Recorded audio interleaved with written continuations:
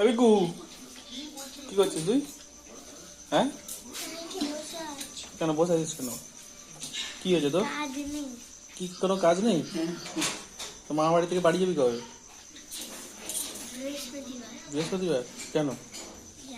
তোর স্কুল খুলে গেছে, তো স্কুলে যাবি না? মা জোর করে রেখেছে। এই রে, তুমি কি খাচ্ছ?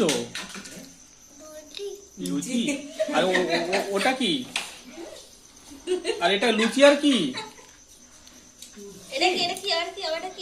ওটা কি?